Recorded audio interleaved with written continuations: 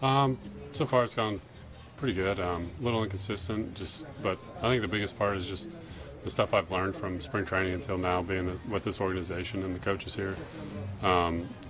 There's never a day off. Like, we're always continuing trying to learn something, continuing to improve and take that into the next start. So I think overall it's been good, but still room for improvement for sure.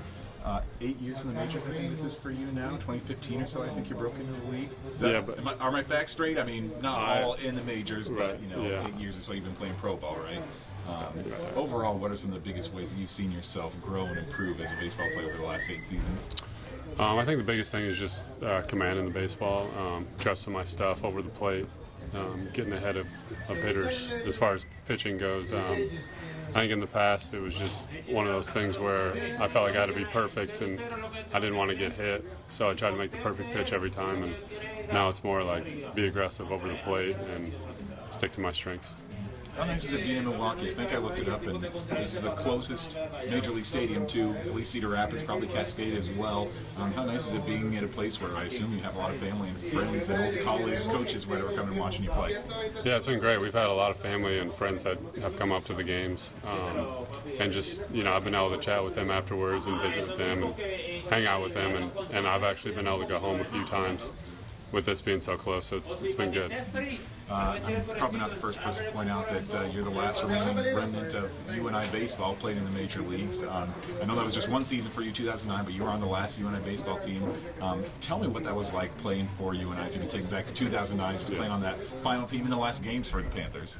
Yeah, that was crazy. I mean, we found out that the baseball program was going to be ending after the first game of the season, so that was tough. But I still kept in touch with some of those guys, and we just tried to make it the best season as possible, tried to stay positive, and the last game of the year was a walk-off base hit, I believe, and so it just kind of ended the year in style there and ended the program, and I still have all my jerseys and everything, so it was definitely a memorable year. Do you still have some of your memorabilia from that 09 season? You've still got that hanging around somewhere? Oh yeah, I got all the stuff. We were able to keep it, obviously. We kept everything because they weren't going to use it again, so still got all that at home. Yeah, and I did a story with Rick Heller not long ago, and he was telling me that you still come work out with the Hawkeyes, right? I mean, in Iowa City, you're going and working out. You and Rick, seems like you guys have still kept a pretty good relationship over the years?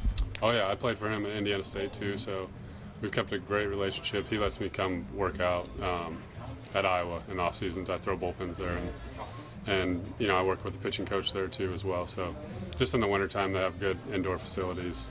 Makes it pretty useful to be able to go down there and then just be around the guys, be around baseball.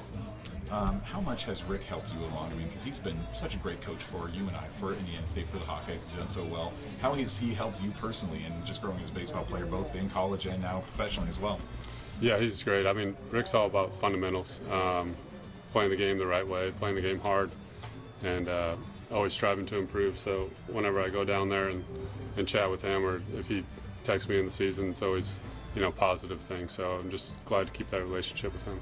And I think he told me that is Cascade still your home in the off season? Do you go back there and that's where you're living when it's not baseball season? Yeah, that's where we have a home there, and that's where we live in the off season.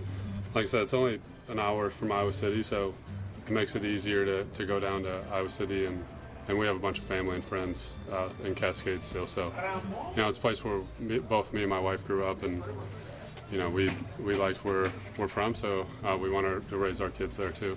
How often do you get your parents coming up here to games? I mean, your parents still around? They come to a lot of games here in Milwaukee? Yeah, they're pretty much coming to every game. Really? that I'm pitching. Yeah, so and then they've even come to some road games too. So, but yeah, they'll make the trip up.